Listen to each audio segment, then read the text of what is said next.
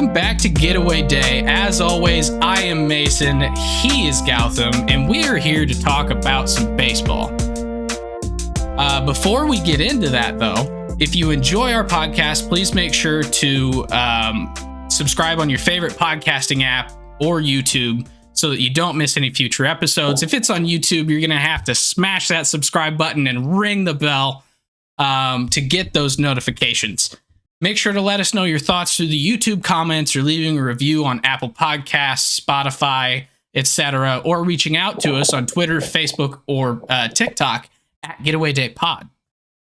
On our TikTok, I've been doing an advent calendar. We're now 20 days in, 4 days left of the technical advent calendar, and then there is a Christmas gift at the end. So we've been having some fun with that. We've got some pretty good polls, so make sure to go check that out. It's on both TikTok and our YouTube channel. And with that, I think we just kind of get into it. So Gowie, how was your week? Doing well. Dansby Swanson is a Cub. The Cubs finally landed a big fish. Not the biggest fish, but at least they've got their shortstop for the next 7 years. So I'm happy about that. They didn't get a trout. What are you talking about? There's no fish involved here. This is more of a bird. Yeah. He's obviously not Carlos Correa, who we're going to get to in a minute here, but he's at least one step in the right direction for the Cubs to get back to contention as soon as this year. They have a lot more work to do, but they needed something like that to get them going. The terms of the deal were $177 million for 7 years. He'll be 35 by the time the deal ends, so they're not tied to him until he's like 40 years old, like the other three shortstops that have signed the big deal. So it's a little bit different than those guys, and it makes sense because a lot of people would argue that he's a tier below Turner, Correa, and Bogarts. Yeah, and to be honest, the terms of the contract are not terribly far off from what we were kind of talking about here a couple weeks ago. I think we were saying probably around the Javi Baez, Trevor Story kind of 6 year, 140, and really 177. It's kind of just an extra year and maybe like $1.5 million AAV. So Not too far off from what we were projecting there. But yeah, this is a big step for the Cubs into kind of their next iteration of a winning ball club. So that up the middle defense of Nico Hoerner, Dansby Swanson, Cody Bellinger is going to be pretty elite. So yeah. And how are you doing this week?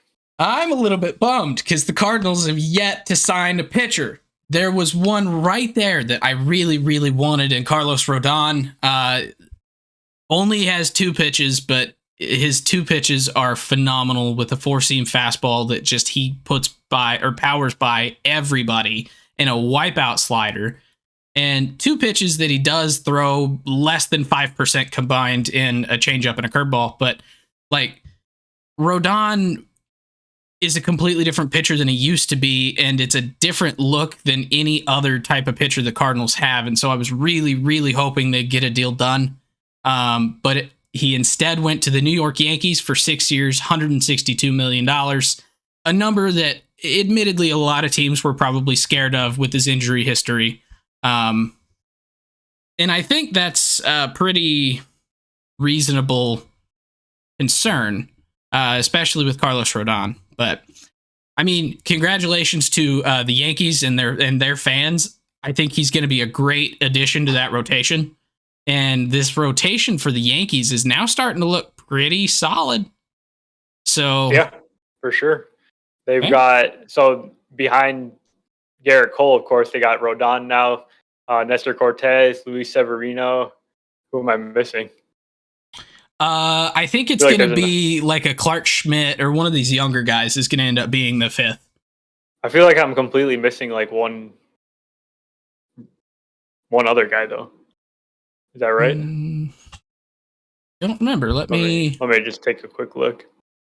Oh, Frankie Montas is still there. Oh, yes, Montas. Yeah.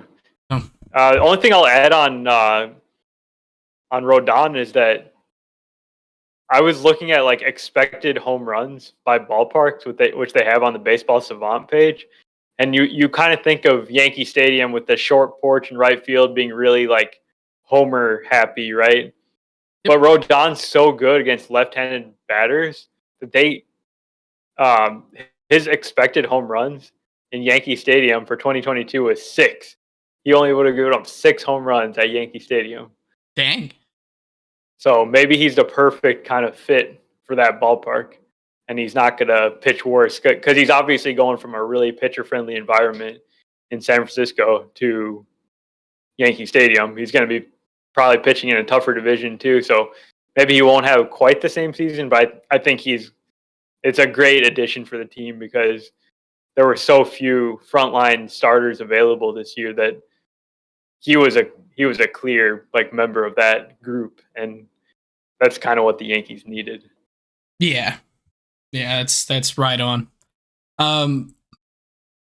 Yes, before we get into the main topic, there is kind of one other big free agent that we should probably talk about. And there's some new news about him today as well that makes this pretty interesting thing, and that's Carlos Correa. Carlos Correa last year signed a 3-year $105 million deal because he was kind of the odd man out without a spot. Took the opt out after making $35 million last year and earning every bit of it. And then he finally got his big deal. 13 years, $350 million, setting the record for shortstops. And that's with the San Francisco Giants. I guess that's probably an important thing to note there. My bad. But yeah, so huge pickup for the Giants, a team that really needs a superstar. They haven't had anybody since Buster Posey retired, and even then, kind of the end of Posey's career just didn't really feel like the Giants teams of the early 2010s. And so I think getting Correa on this big deal to be kind of that anchor in the center of your lineup, adding Mitch Haniger to that lineup as well, they're starting to make this team a little bit younger, a little bit maybe more consistent. And I think it is going to go a long way to bringing the Giants back into contention. Obviously not the only thing that they needed to do in order to be a competitive team. But then, Gowie, what happened today? Yeah, so we got the news that Correa's introductory press conference was postponed. And then a little bit later, we found out that there's some things going on with his medicals on his physical that all players go through before they, put pen to paper for their contract there. So we don't know what is going on with Carlos Correa here.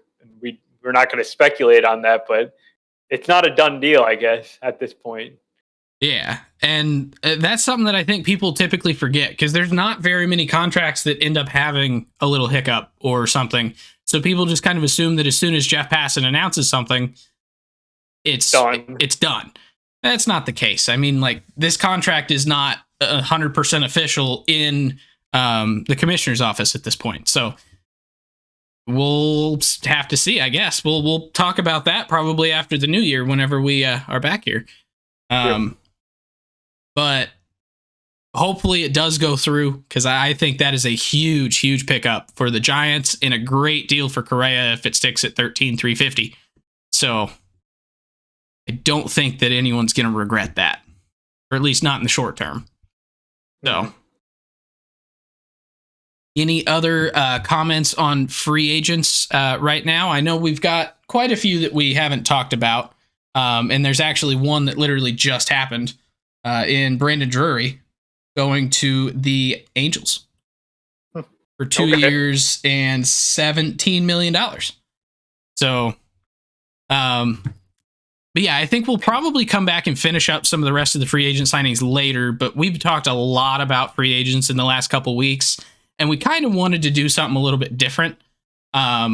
So we're going to talk about rules. With the new CBA that came into effect at the beginning of this year, there were some discussions about are rule changes going to be involved in that CBA. The answer turned out to be no. But we have rules coming into effect this next year. So, Gowie, you want to kind of break down some of the big rule changes for us. Yes, I would love to. So the first rule is the ban on the shift. So the way they've defined it, you can have two.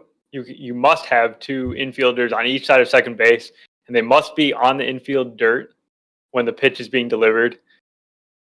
You cannot have four-man outfields, and you cannot rover players to the other side of the diamond. Sort of like how the Padres used to move Manny Machado into short right field.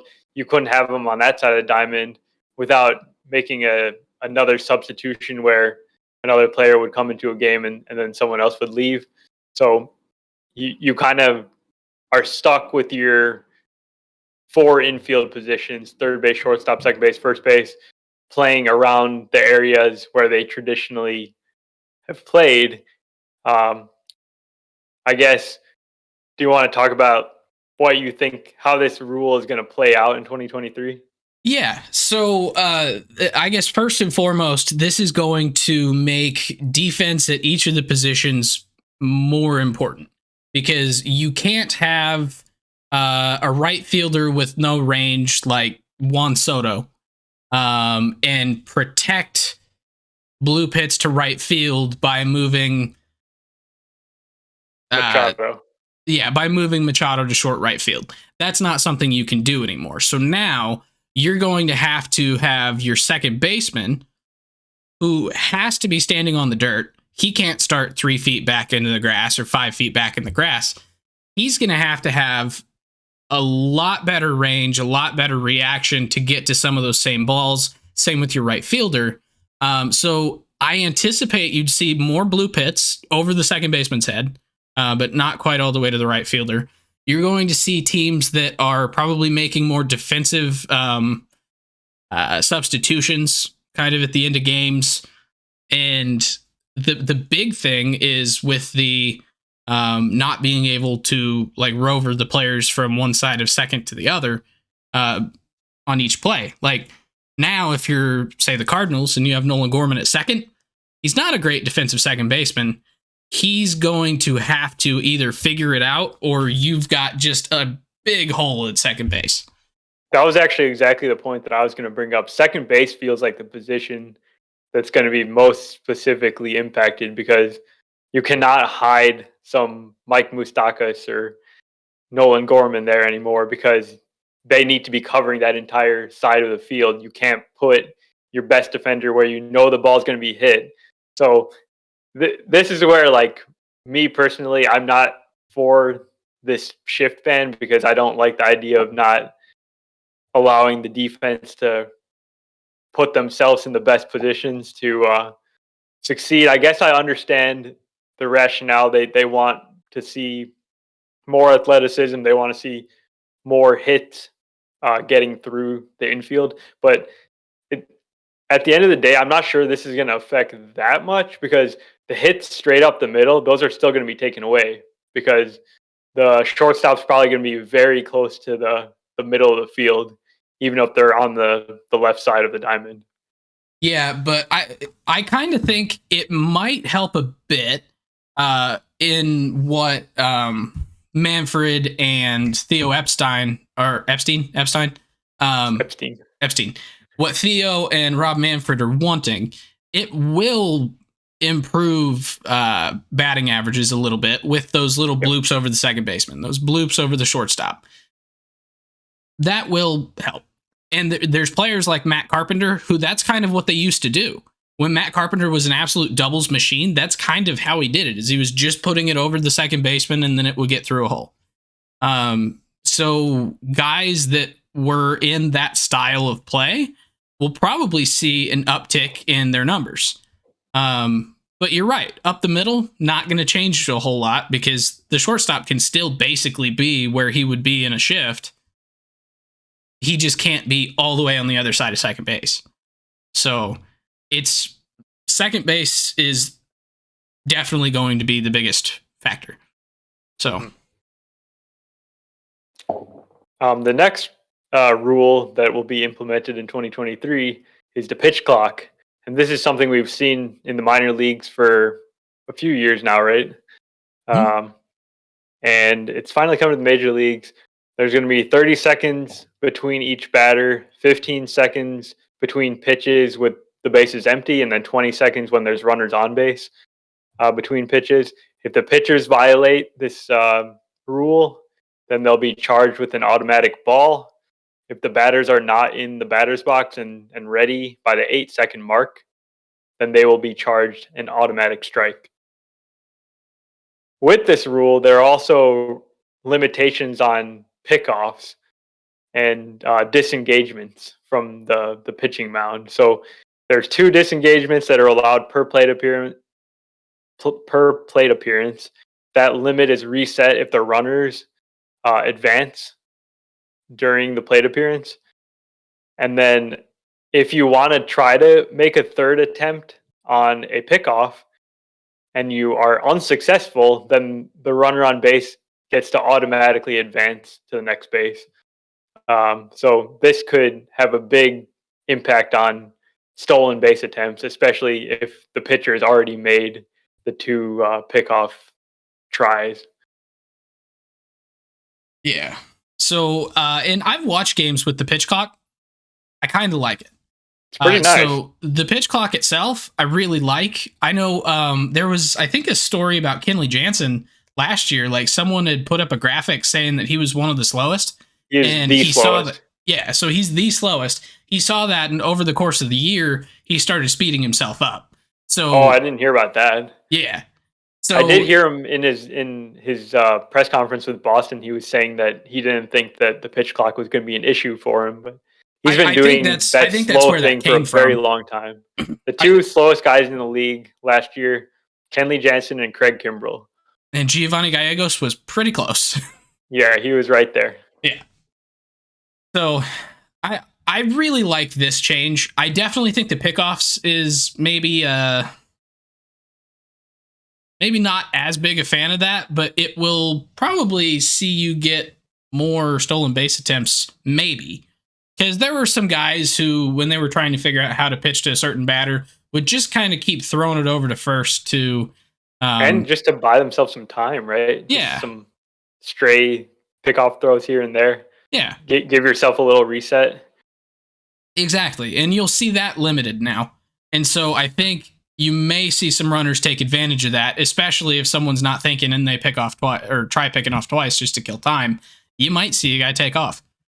But I would say there's not usually a time when pitchers are making like a lot of pickoffs within the same batter. Sometimes it happens when there's a guy that's like possible. Yeah, it's possible that I am biased because MLB The Show, because they will pick off the same batter 8 times in a row, or the same runner. So I think I could be conflating just video games in real life, but yeah. But as far as the pitch clock, I think that's going to have a big impact, maybe on the fans more than anyone. They probably will enjoy a bit of a shorter game. I think it shaved something like 26 minutes off minor league games last year. So it has a significant impact on the overall time of the game and kind of keeps things going. Yeah. All right. So what is our other... There's one more big change, right? And it's with the bases. There's one more rule. It's just a simple one. They've changed the size of the bases from 15 by 15 inches to 18 by 18. So 3 extra inches. It's a safety thing at first base, especially because now the first baseman has a little bit more room to operate around the base when the runner's coming through there. And then obviously now the bases are closer to each other. So it's 3 inches shorter to get to first base, 4.5 inches shorter to get to second base from first base. So people are guessing that this is going to have some impact on stolen bases. Well, and I think the biggest thing to remember is with the way that the diamond is designed, that 4.5 inches closer between first and second, but it's only like 4.1 inches closer to the plate. So, you know, runner gets a bigger benefit there. Not that 0.4 inches is really a whole lot, But Yeah. I think that could definitely increase. Probably not attempts, but I think stolen base rate may go up because there's quite a few that, like, when they go and look at them in replay, they're such close plays. That those really close plays are probably going to be safe now. Are you going to see a guy like Miguel Cabrera try and steal second because of these? No, absolutely not. It's just the fastest guys that might attempt it more, and then some of the guys in the middle are going to have a better chance of being safe on their few attempts. Is kind of the way that I see it playing out. Yeah, and just I think just knowing that it's shorter maybe will make people go more often. That's just the theory that I have. I don't know if it's true, but we'll see how Maybe. it plays out this year. Yeah. For that one in particular, I would want to see how it plays out over a multi-year period, because you might have that happen in year one, but then as soon as people realize that it's really not that big a difference, do they back off in year two? Yeah. And one more mini rant here about all the changes they're making. I'm not a fan of the way they're rolling them out, because it's going to be very hard to figure out exactly what the impact is when they make 3 changes at the same time, you know? Yeah. That's just me being like a science person, you know? You change one variable at a time to see the impact. Yeah. And like, they did it the same way in the minors too, where they just tried a whole bunch of stuff all at once and then said, "Hey, it worked." It's like, well, do we know which part is the part that made it work? No, because you just did it all at once.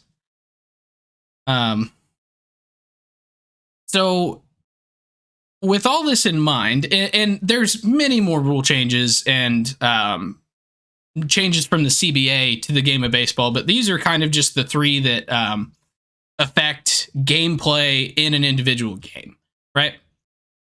Yep. So with this in mind, I was thinking, what would baseball look like if it were designed today, like completely from scratch? So we're trying to take something that was developed in the 1800s. Some places that you see that maybe it started in the 1700s based off cricket, and another game from the UK evolved. Apparently the Abner Doubleday thing is complete BS, I've learned today. But baseball is really unique, where I don't think you would see this game be developed today in the way that it is. The fact that it's based on the number 3 and the number 9, like, those aren't natural things for humans to go to. And then it's so different from every other sport that we play, and it doesn't seem like there's very many similarities between it. So my thinking was, in 2022, it's going to be completely different if we start from scratch. And I think you're probably on board with that point, right? Definitely. Yeah. So let's redesign baseball entirely from scratch. Period. All right, let's do it. We're going to blow it up. So let me switch here to this screen. So, like I said, we're just starting clean sheet. We have 3 assumptions, maybe 4. I might need to add one in there because I'll state it out loud. We'll see if we need to add it. But we're going to build the structure of this game, and then if we have time, we'll start getting into some of the individual like gameplay changes that are different from what exists. So our assumptions are that all the technology, player development knowledge, and knowledge that we have in 2022 still exists. But the record books are all starting from scratch. The first game of baseball has not been played. And the general premise of baseball holds true. So you have a team pitching, a team hitting, you're trying to score points, and then you switch, so on and so forth. That's kind of where the assumptions stop. I think when we get to gameplay rules, because we're doing different from what exists, whatever we don't change is going to be using the 2022 rulebook. So I know that's a lot of information before we've started the conversation, so it might be a little confusing to someone who's not me and Gautam that has been talking about it for like 3 weeks. But yeah, so we're going to go through this, kind of give some of our ideas, and then I would like to hear some of you guys' thoughts in the we'll post what we have to Twitter. I'd love to see you guys' thoughts on what we come up with in the YouTube comments, whatever. If you have an idea that you think would be better than what we come up with, let us know. So that being said, Gowie, is there anything you want to say before we get into it that I've missed? I think you set us up pretty well to get started here. I think what we're going to come up with is going to be just a little wild sounding, and that's not to say we don't love the way baseball is right now, but we're just trying to think a little bit outside the box and in a way that we don't usually do, and come up with a game that as it would be created in today's society. Yeah, and I think maybe the best spot to start with that is one of the kind of unique qualities of baseball that you don't see in any other sport. We all love it. It's kind of the main foundation of the sport, and that is the 9-inning game. Where does that come from, though? Like, it doesn't make sense to me, because everything that humans do is base 10, because we have 10 fingers, base 5 sometimes, base 60 for time, like base 2 if you're using binary. Like, but where did this base 3/base 9 thing come from, where you got 3 strikes, you got 3 outs, you got 9 innings, you got 9 players? Just none of it makes sense to me. So if we were to design something in 2022, I don't think anyone would pick the number 9. No, I don't think they picked number 9. I think they would pick a faster game that wasn't 9 innings, not necessarily like I don't know. It would be something shorter, whether it was by 9s or by some other smaller number. Yeah, and so I was kind of thinking about it, like the sports that we have that were invented a lot more recently than baseball. In American football / rugby is in quarters. Basketball in quarters. Soccer is in halves / quarters, depending on where your league is. Hockey's in 3 periods. I'm throwing that one out the window because I just said the base 3 thing is weird. I don't like it. I do, but for this purpose, I don't. So I feel like in 2022, people are so used to quarters for sports. Wouldn't baseball also be a game that's separated into quartiles? Yeah, I think that would be one way to do it. Basically, but then how would the quarters be run? Would they be by time? Would they be by something else? Out? That is a great question. So when I think about it, like the way that we do it now kind of limits the scoring opportunity, because whenever you only have 3 outs before the base is clear, that's not a very big margin for error to try and score a run. We have 9 of those right now, but we're cutting it down to 4. So it seems like doing a sort of 3 out thing just doesn't make sense.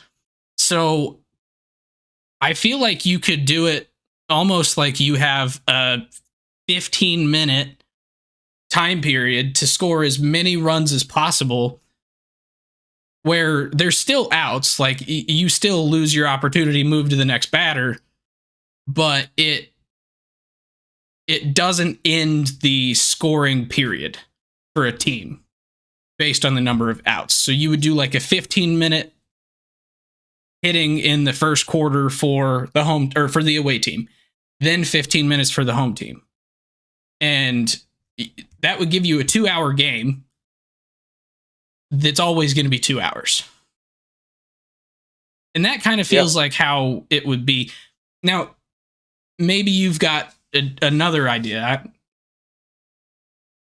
Yeah, one's like difficult for me to conceptualize as a regular baseball fan, but yeah, that's something interesting. I'm the one thing that I'm thinking about it is like how would the pitchers how would that be enforced for the pitchers to actually provide good pitches to hit without just like working around the strike zone, walking a lot of batters, um, maybe like taking too much time. I feel like a pitch clock would have to be necessary there to make sure that the pitches were being delivered on time. So the offense basically had their own chance.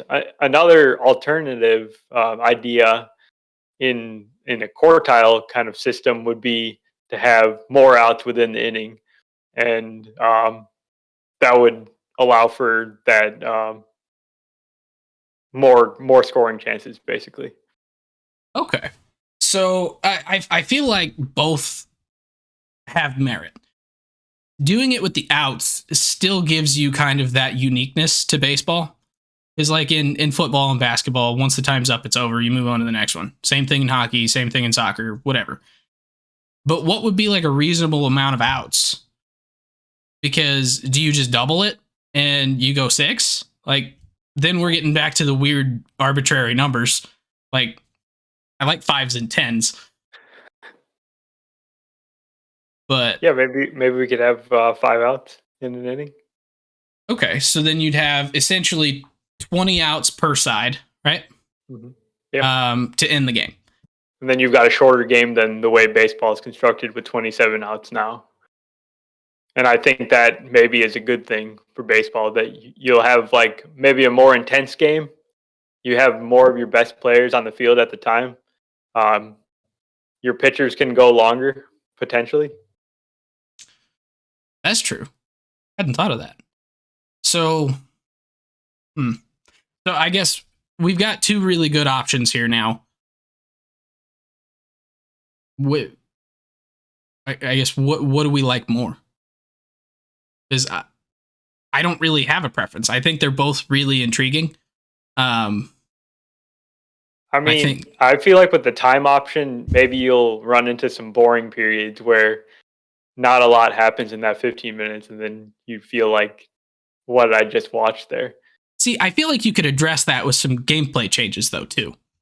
Maybe, yeah. So let's just go ahead and track both of them right now, and then we'll figure out our gameplay rules later. So we could either do 5-out innings, or we would do 15-minute time-based. And we could always put these out as polls on our Twitter account, too. So, let's do that, actually. Let's plan on that.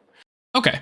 So we've now got a game where we've got 4 quarters where we're either going 5 outs in an inning or 15 minutes of scoring period per inning. So what do we have to think of next? So I guess next would be, what does the field look like? Because I think everyone just kind of takes the field the way it is now and just kind of assumes that's a constant. But we're starting from scratch. Let's get crazy. Yeah. So I definitely want to keep bases, but I have an idea for bases that could make things really interesting, and foul territory. If we take the bases, first and third base, and we just move them sort of like into foul territory. So you've just got like a few extra degrees of fair territory. The distance to the bases changed just a little bit, but I feel like there's so many just barely foul balls that would become fair, and then you just have more action. Okay, so instead of having the plate essentially come to a 90 degree and having a perfect square, you're talking turn it almost more into like a rhomboid diamond. Yep. Interesting. And then on the topic of foul territory, I would like to see more foul territory in more ballparks, because it's pretty exciting when guys are ranging like way deep into foul territory, and just more plays can be made. Kind of like in the Oakland Coliseum. Kind of like that, yeah. Okay. So, well, I guess the first thing we should probably decide on, do we still want to stick with 4 bases? I'm good with 4 bases. Okay. So, um, so let's just go ahead and write down 4 bases, because I mean that's kind of an important part here. I do like your rhomboid idea. And then what do you think about the outfield fences? Do we want those still?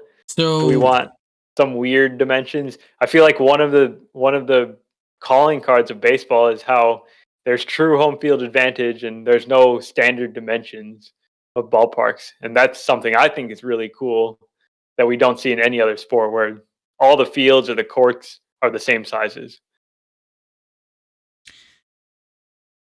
yeah, I would agree with that. So sorry, I was writing this at the same time, so just making sure that I am. So you're talking the outfield fences, right? Yep.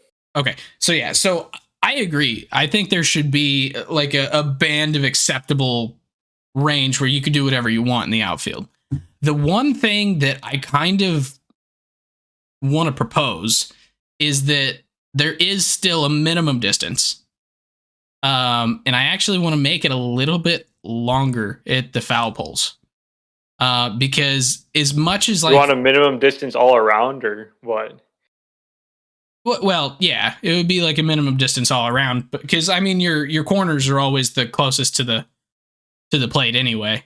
Yep. With the way that pretty much every stadium is designed. So what if we were to like Wrigley has what, 355 to the corners? I believe that's right. Yeah. Yeah, and that's the deepest corners in the majors right now. And I kind of feel like if we were to move all the corners back, then it gives you a bigger outfield, more room for balls to be put in play, and there would be less people relying on the home run all the time. Mm-hmm. And I kind of think that with 5 out innings and only 4 of them, you're going to want to see more action. Like, you want the home run to be really, really important and not the only way that people score.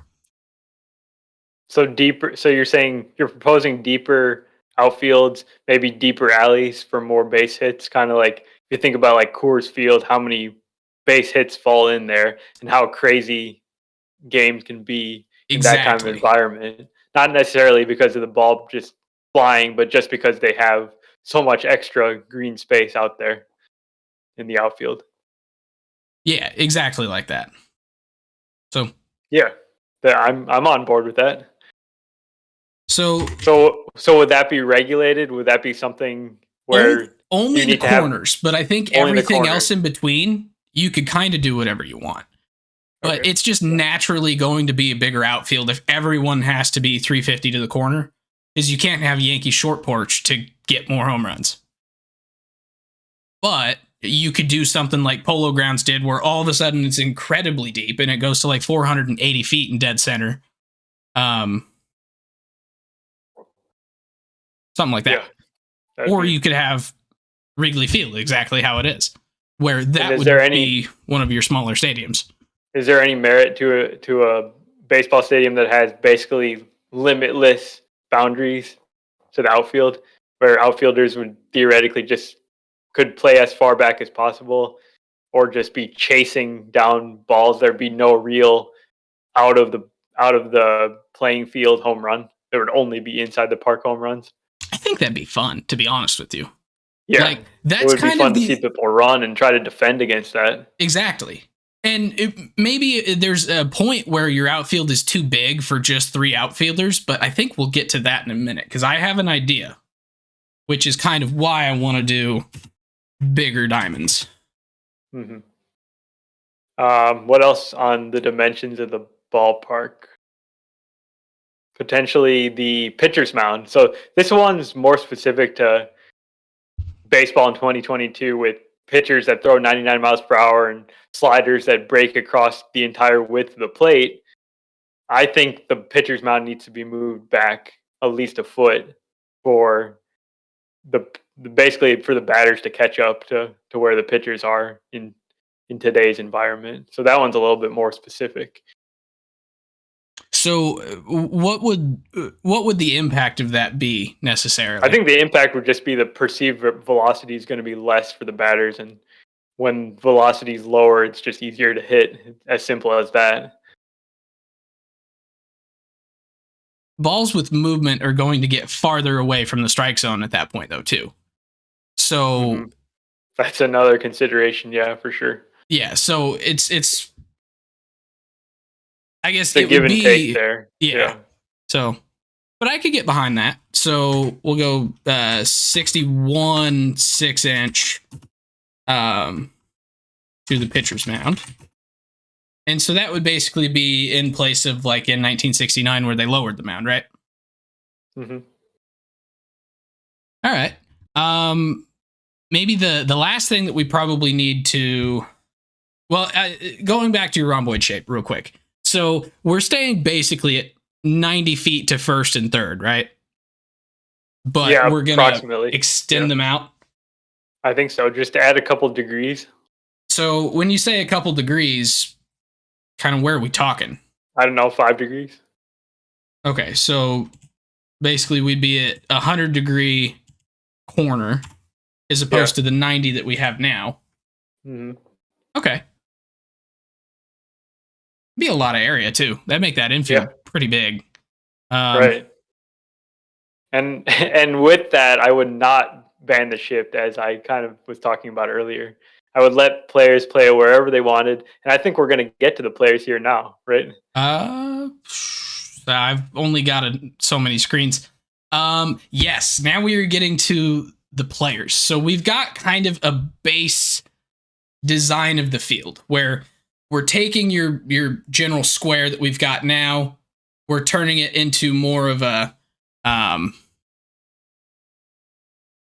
like the diamond, like the perfect diamonds that you see in like all the jewelry commercials. It kind of looks like that upside down now. So it's going to be a little bit short on the bottom, first to third. It's probably going to get quite a bit further to get to second base, which may be something we need to address if we want more stolen bases. But that's kind of where we're looking. A lot more foul territory. I'm not really sure how you enforce that rule. Like where you would maybe by like some minimum area that you need for foul territory or something, and you could distribute that kind of how you wanted, but so you would still have some input on what your ballpark looked like, but you would have to reach some minimum amount of area. Okay, so we'll have to actually play with some geometry here and actually come up with what numbers might be, because I have an idea if this ends up being something that is kind of cool. Yeah. So we'll have to get a little bit more specific here. But right now, we're just kind of trying to get some ideas on paper. So now we've got a ton more area because we've extended the outfield most likely, especially in the corners. You have the ability to go and do like a polo grounds type field, bigger power alleys. I'm thinking we add a fourth outfielder.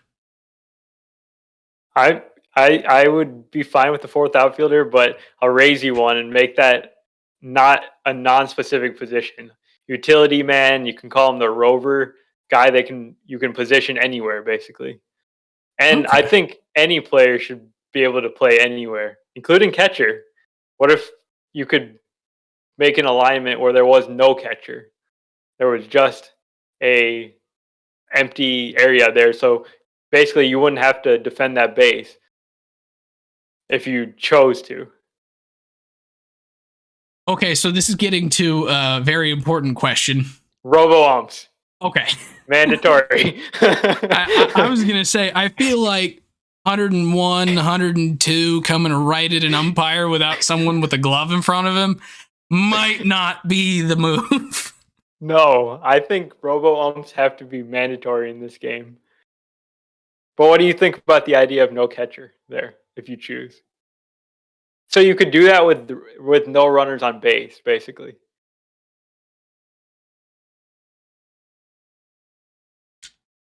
I think that causes a lot of problems with like retrieving the ball after a pitch if it's not put in play.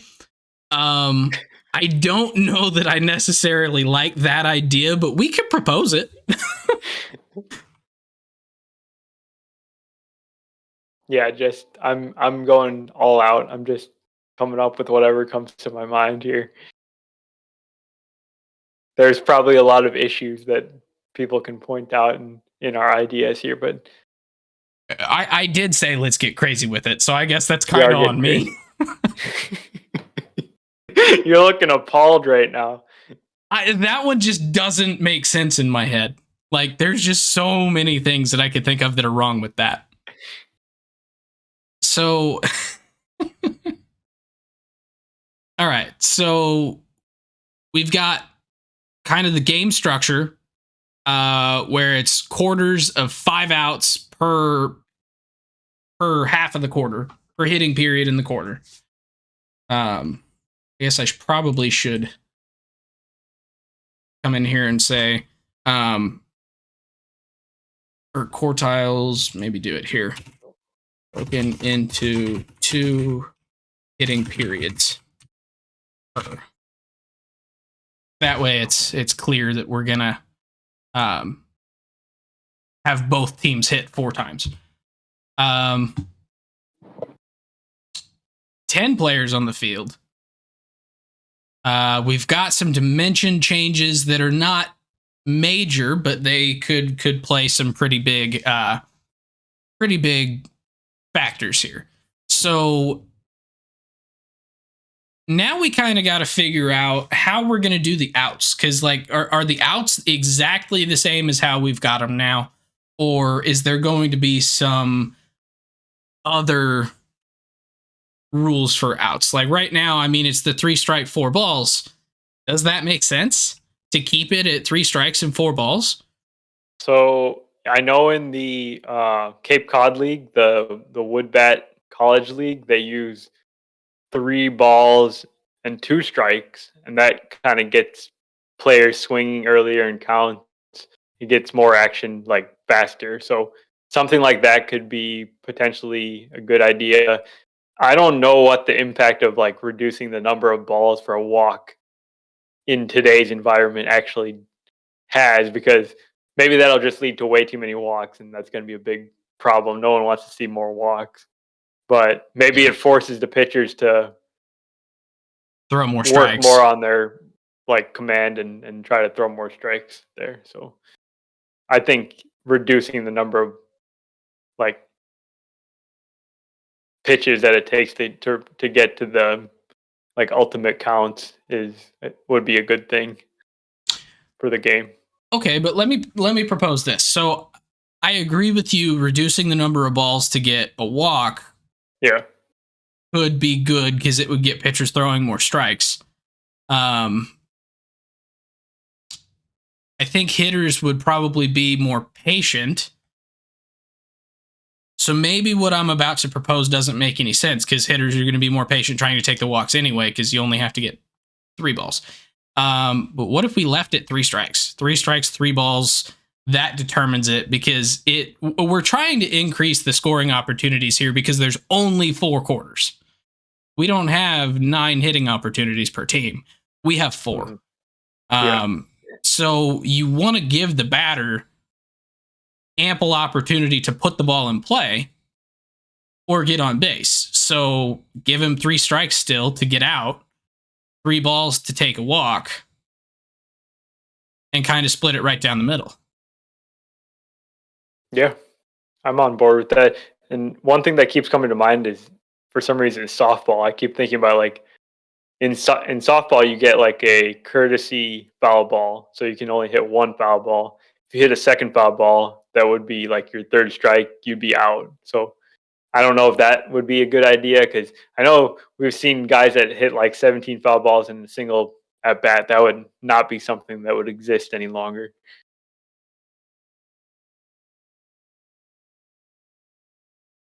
It'd be interesting. I feel like if we were trying to leave it the same game that we have now, limiting the number of foul balls would be nice just to get more action. But I feel I don't like, think it wouldn't cause more action now. It would just cause more strikeouts. well, yeah. And I feel like you're kind of getting to the same thing, especially in this where you've got fewer outs to work with as well. So I kind of feel like maybe that's not the move for this particular version of a game. I think, yeah, you're probably right about that. So As far as the other outs that are recorded, I don't want to mess with those. Like, so put outs, uh, assists, like those things, and force outs, right? Like, do you want to mess with any of those kind of things? If a ball is uh caught, it should be an out, right? okay, so yes, if the ball is caught, it should be an out. Now, you notice a little smirk on my face in the way that I'm talking. What do you think about the infield fly rule? The infield fly rule should not exist, in my opinion, because I think if a defense is smart enough and quick enough on their feet to drop a ball to turn a double play or something, like they should have that right. They shouldn't just have that canceled out by the infield fly rule. So I never understood why that rule existed in the first place. I still don't. Can you explain that to me? Trying to get more people on base to score more? Maybe. I don't know. It's definitely one of those that is kind of an odd. Like, I don't even know when it came into existence, to be fair. Like, Probably a very old rule. yeah, like if it was during the dead ball era, then maybe that makes sense because they're literally trying to get people to score. So, so let's get rid of the infield fly rule. We have no shift ban at all, which kind of makes sense because if you have a rover, that's a shift. Yeah, so exactly. you really can't have a shift ban if you have a rover like we do. And kind of my rationale behind that is I I like a game that there's many different ways you can align yourself. So there's no restriction on the way you do it. And sometimes the best games have, simple rules and many ways to like win basically. So that's just why I would like there to be no restriction on the shift. Okay, I can see that. So now we get to kind of an odd situation that maybe we have introduced with the whole 5 outs thing. What happens if your leadoff batter gets on base and then hold on, I got to think this through. So your leadoff batter gets on base. You then somehow get 4 outs, so that puts you to 5th in the order, right? Yep. And then you get 6th and 7th guys on base. I guess there's never going to be a point where the next hitter is on base, is there? Like we've got, as long as you've got like 9 or 10, you're not going to run into an issue there. Okay, with so maybe bases, that's not a thing that matters. But I assume we're keeping the DH, and I'm gonna go ahead and write that down and not give you an opinion because DH stays. Don't want to see hitters hitting or pitchers hitting in this this version of the game. But should batting orders be mandatory to stay in that order throughout the entire game? I think yes, but I got one idea for batting out of order that sounds like it would be fun, and that would be one plate appearance within the game where you could bat out of order. So you could basically take your best player in a very key spot and bring him up to bat, even though it wasn't his turn in the order. So it'd be like very strategic in deciding where is the highest leverage situation. Is there going to be another place later in the game we're going to need our key batter in a key spot, or do we use them here when we've got the bases loaded in the first inning? Would you be able to take him off of the bases and put in? That is, I was thinking about that. I don't know. That's another question. And put in a pinch Just have runner. him. Well, you swap him with the batter that he would be like replacing, basically, maybe. Okay, so you're thinking you just straight up skip a guy for a turn. You don't move him back one spot and just insert best hitter here. You just insert. You do just insert. So like the guy who was supposed to be up will still come up next? No, you like. Okay, so you're literally flipping them in the order. Yeah. Okay. I like that. Or just at least a temporary switch just for that at bat. Okay, so it's kind of like castling in chess. Yeah, because then he would come back up at his regular turn also. Because you want basically the idea behind this would be to have him getting one extra plate appearance in the game, because we want to see the best. We want to see Shohei Ohtani get one extra plate appearance in the game. So why don't we do one per half? Sure.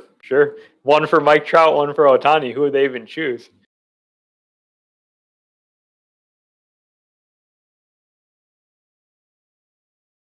We're going to have to figure out how to write all this so that it actually makes sense when we come back and read it again later.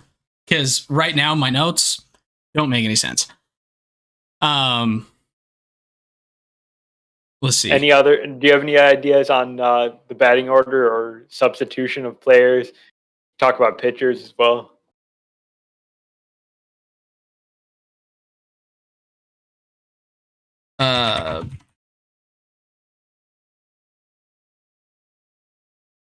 Sorry, repeat that. Just asking if you have any ideas on resubstitution of players or the batting order, or we can even move on to talking about pitchers and how they could be used in games. So I kind of think what we should do is you can start, or if you come out of the game in the first half, you can come back in the second half, but if you come out then you're done. So basically, once you're out, you're done for the half. You could come back in, and that way. Are we talking about pitchers or anybody? I'm thinking like position players, hitters. So like if you want to make a defensive switch in the first half of the game, you can, and then you would be able to make a defensive switch again in the second half. But that first and third quarter, you'd have your best hitters out there. Yeah. Let's see.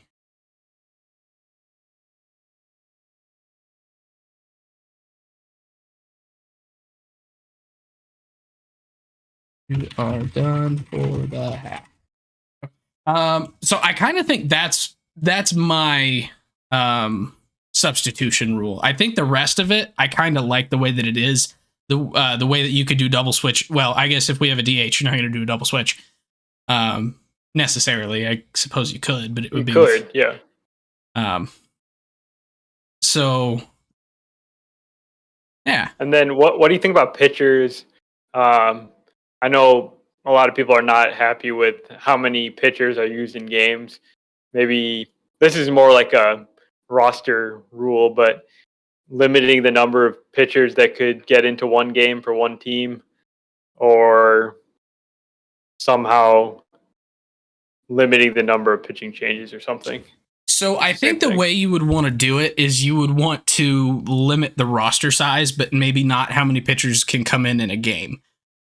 Because I think if you have the 3 batter minimum, stay.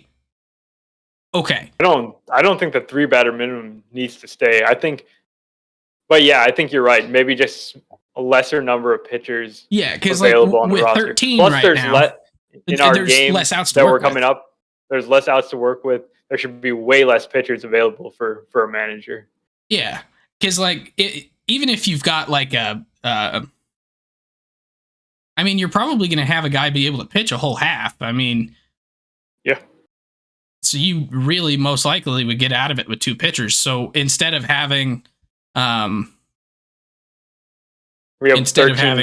pitchers, you cut it down to something like 10 or 7. They're 8 even. 8, yeah.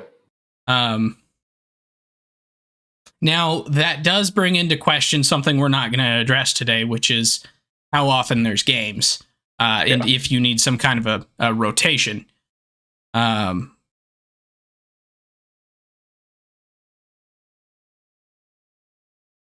ooh, okay. So, I just got intrigued by a comment here in the chat.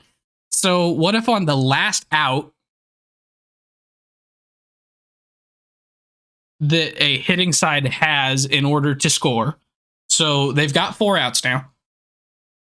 You could go for a home run via home run derby pitch.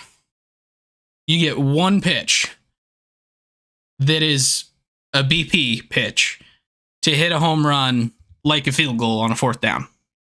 If you don't get it, then your time is up. That it counts as an out. Every team would have a chance to score anyway. Feels that's really interesting, but it feels so gimmicky. It doesn't feel like competitive.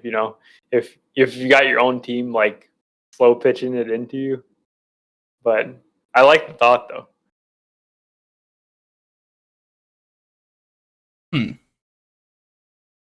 Yeah, I agree. It's I really like.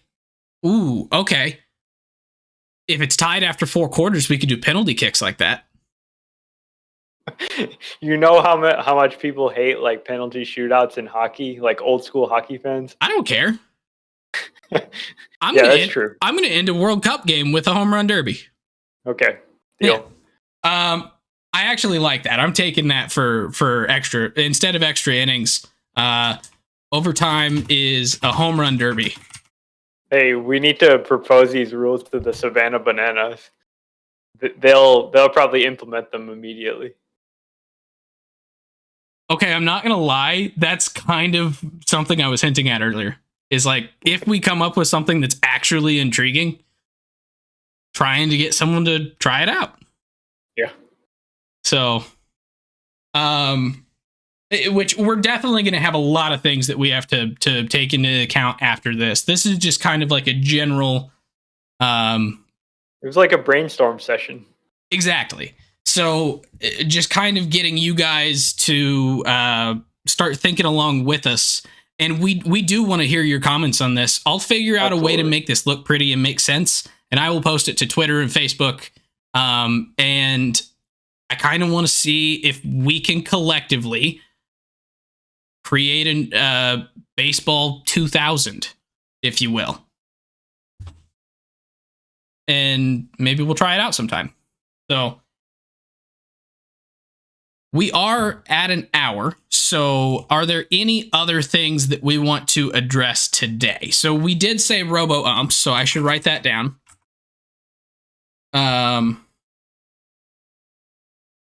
I know at one point you had questioned maybe a quick challenge system. I didn't really know what that meant. So can you explain that?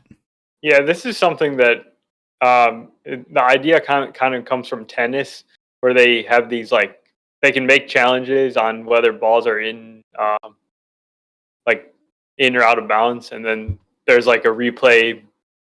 It's just basically computer done, and it'll tell you really quickly and within seconds whether the call is right or wrong. So we could have something like that for check swings or like balls and strikes. That would be that the hitters could basically use as a way, or the hitters and the pitchers really could use. But maybe that's not really useful if we already have the robo umps getting most of the calls correct. Well, I mean, you would have that for your balls and strikes, but like you wouldn't necessarily have that for a check swing inherently. Yeah, so maybe it would be for check swings. Yeah, check swings and anything that's down the line, like on the foul lines, like you could get it exactly what they do now. It can tell you exactly where the ball hit and if it's in play or out. So, yeah, I think that's probably a pretty good move. That's something that I don't know why baseball doesn't already do. Yeah, I think they're scared about the maturation of their technology. Another thing would be like ball or base or foot tracking, so you could know specifically when guys were reaching a base for a ball somehow. I mean, I'm not going to say that I know exactly how that would work, but yeah, because that would be nice. with the person that's catching the ball being there, it makes it a little more difficult because do you have to have some kind of like what's an accelerometer like in the baseball so that it knows like when it hits something hard, and then you just have to corroborate with video that that thing that it hit was the glove. Mm-hmm. Yeah. There's obviously challenges there. We don't need to get into that right now. Yeah. But.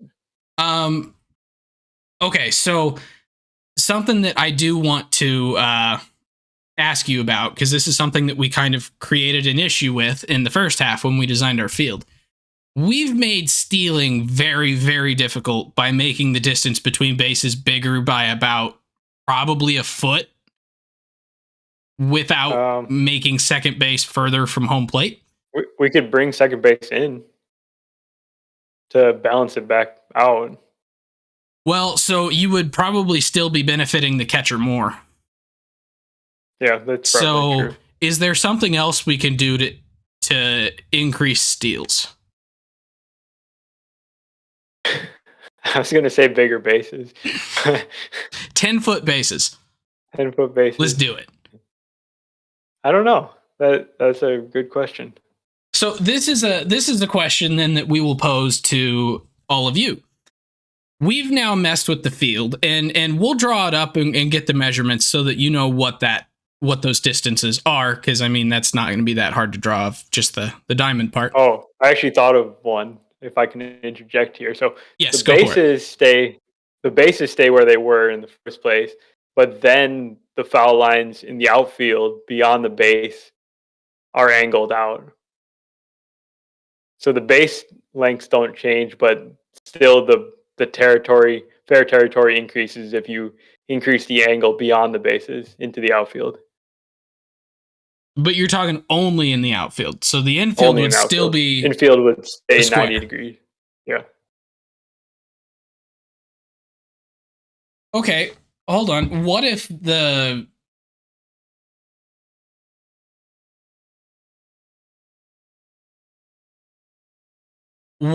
all of the dirt, because there's dirt on both sides of the baseline right now. What if the dirt was all fair territory? Oh yeah, it could be fair, but the base stayed where it was. Yeah. The base wouldn't have to be the line, basically. Correct. Yeah. But you would still want it to kind of be something that looks natural, so that's why you would just use the edge of the dirt. And then if you want to angle it out in the outfield, you can. The dirt would basically denote where that 5-degree angle would be. Yes. Yeah. Okay. Yeah. Okay. I like that. So see, go up and change this a little bit, because now we've changed this. So whoops, what did I just do? Don't be Mason and click all the wrong buttons. So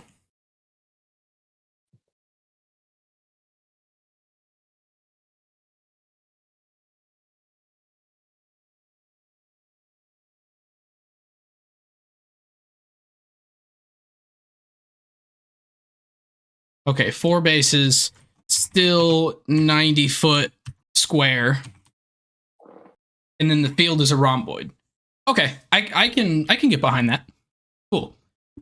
Kind of the last thing that I want to ask you, and I think I know the answer. Right now we have the dirt and the grass in kind of how baseball fields typically are built. Do we want to consider making all of the playing surface the same? Kind of like how it used to be in Toronto, where they had all AstroTurf and an AstroTurf infield. Right around the bases, right, for sliding. I think the bases are mostly just for sliding, right? Maybe. The dirt. I don't know. They slide in soccer all the time.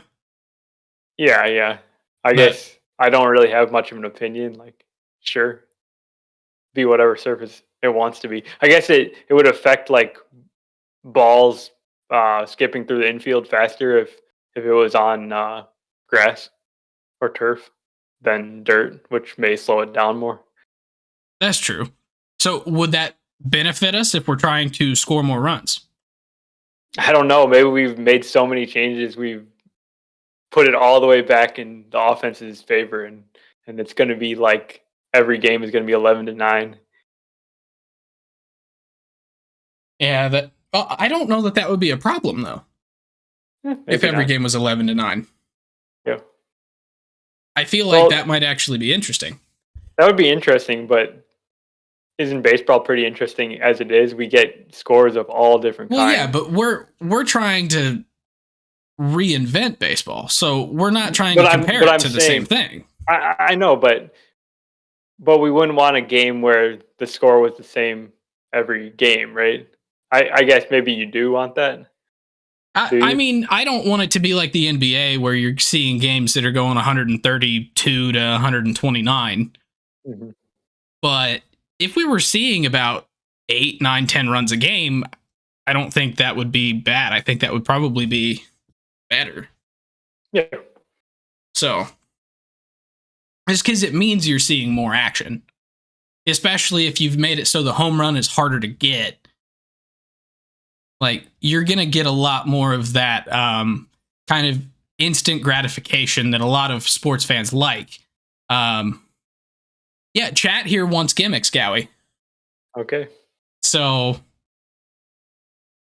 I'm not sure what point we were debating there. So, which gimmick were we talking about? We were talking about grass on the infield. Oh, yes. So, it's an all-grass infield.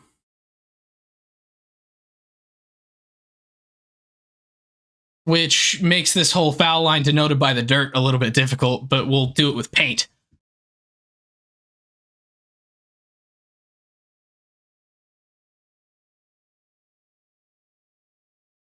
I'm going to have to edit out a lot of awkward silences in this episode, aren't I?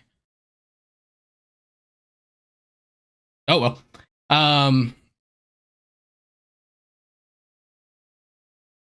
Let's see. Ground rule doubles were actually home runs as recently as 1930. That's a fun fact. Did not know that. Are there any other rules that we want to address today? I know we've had some requests here for overtime from the Getaway Day Pod for the final episode of the year. Do we want to talk about a couple of free agents here before we leave? Maybe in rapid fire form. Okay. So we could do that as our overtime. Is there anything else with the Reimagining Baseball that we want to talk about? No? I'm good for today. So we will try and put together a nice little graphic here and put that out and ask you guys for your feedback on that. And then we will see what we can come up with. Let's go back to this screen here and do a little bit of rapid fire. So I'll call out, guys. You tell me your thoughts in, let's say, 3 sentences or less. Doesn't have to be 3 sentences, but keep it brief. Noah Syndergaard to the Dodgers. 1 year, $10 million. Go.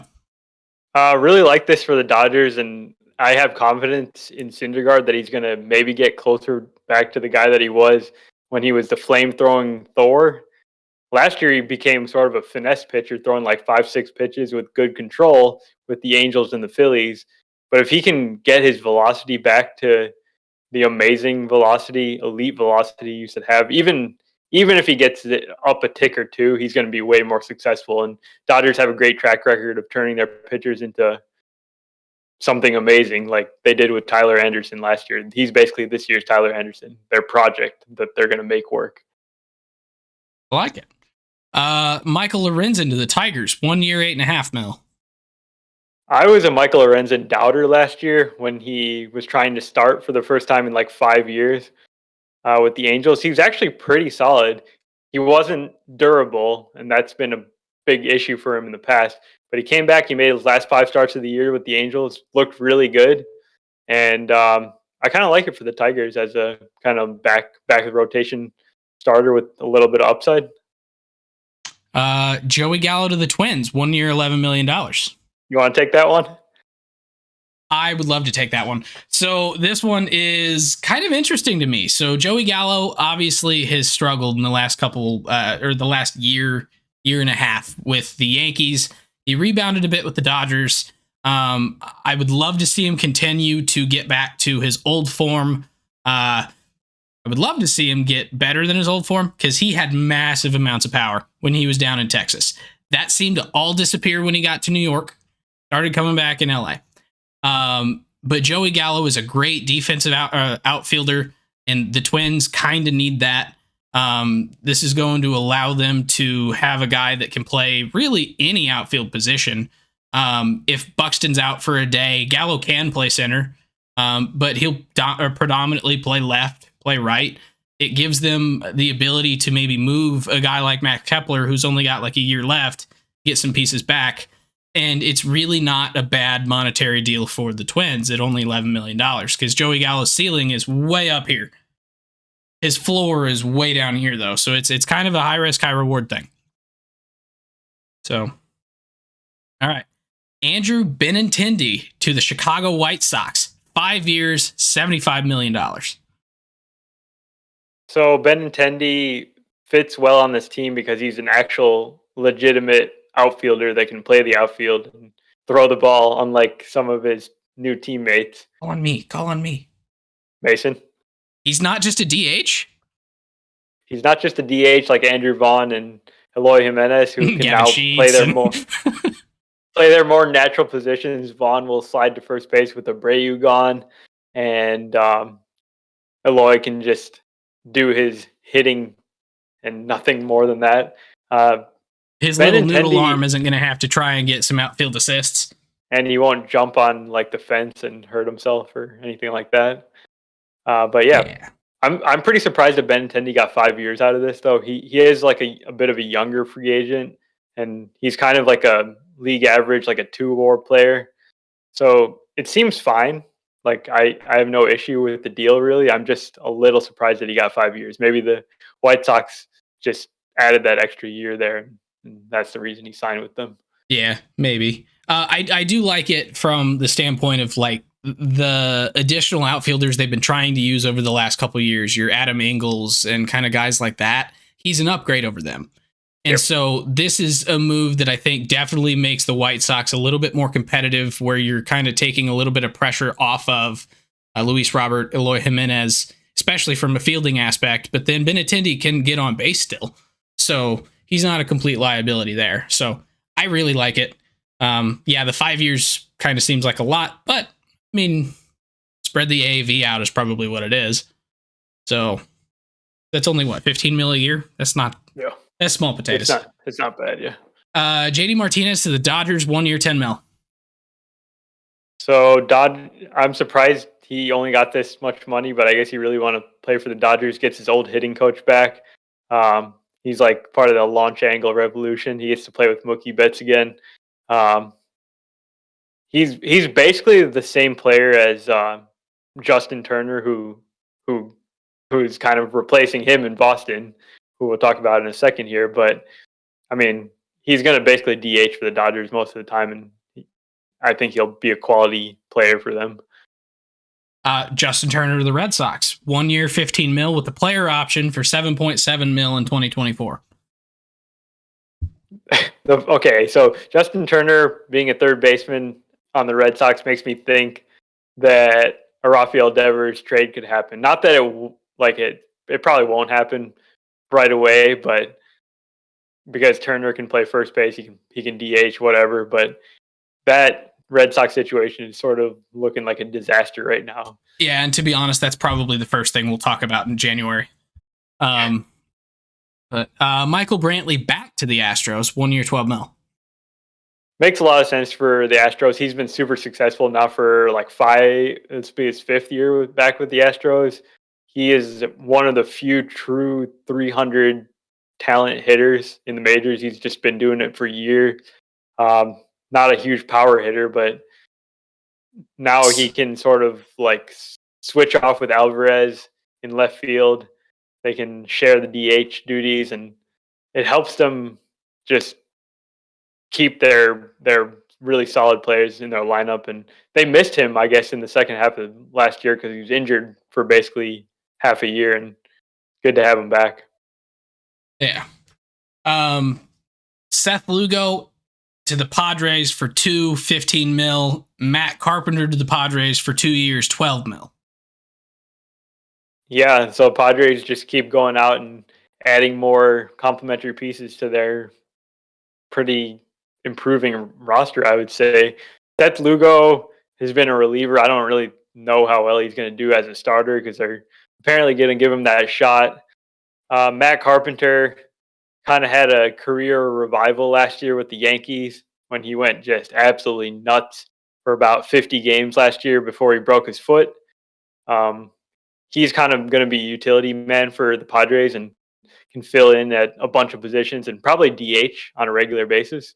And Matt Carpenter is kind of one of the guys that I think is going to benefit most from the limits to the shift, because he is one of those guys who's really good at those bloop hits into shallow right. And that hasn't been there for the last couple of years since people started just putting an extra fielder out there. So now, unless Jake Cronenworth can get back there or Juan Soto really learns how to field, Matt Carpenter is probably going to start getting some more hits this year. All right, last one, and then we'll wrap up for today. Jordan Lyles to the Royals, 2 years, $17 million. I'm going to let you take the bulk of this one because I don't have a lot of good things to say about Jordan Lyles. He has a 5.10 career ERA in 12 years. Okay, let me see if I can do this nicely. Jordan Lyles is on his way to reaching Octavio Dotel and Edwin Jackson levels. He has been on now 7 teams in his career with, let's see, what was the order of them? It was the Astros, and then the Rockies, and then the Brewers, the Pirates, the Orioles, and the Rangers. Rangers and then the Orioles. And now he's coming to the Royals. So we've got 7 more teams that he needs to hit to reach Edwin Jackson's 14. He's absolutely not going to reach that. Well, he might. He's on 7 teams in 11 years. So, yeah, it doesn't really feel like this is an upgrade for the Royals pitching staff, though. So it's an interesting move, but they did technically sign a major league free agent. So they're on the board. That's the nice things I've got to say about that. Yeah. So that is all we've got for you guys today. We will try and clean this up when we get it posted online for you. And if you enjoy this podcast, please make sure to subscribe on your favorite podcasting app or YouTube to make sure you don't miss any future episodes. On YouTube, make sure to hit that subscribe button and that notification bell.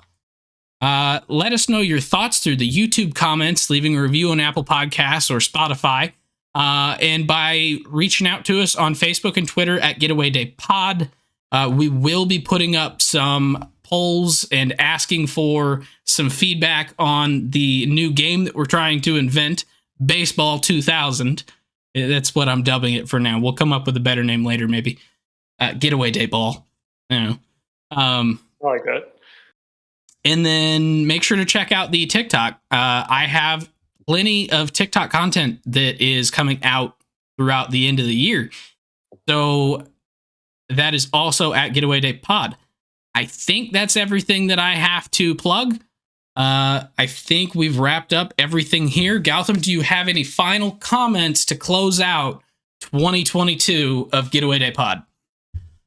Well, we thank you for your support, and we're looking forward to the new year, 2023. Getaway Day is going to be back better than ever. I'm excited. We're closing in on 100th episode and our, what would it be, our 2-year anniversary. So I'm looking forward to it. Looking forward to another year chatting with my best friend here and to getting to know more and more of y'all in our listener group. So thank you very much. We will see you back here in 2 weeks after the holidays. And that's it. We'll see you then.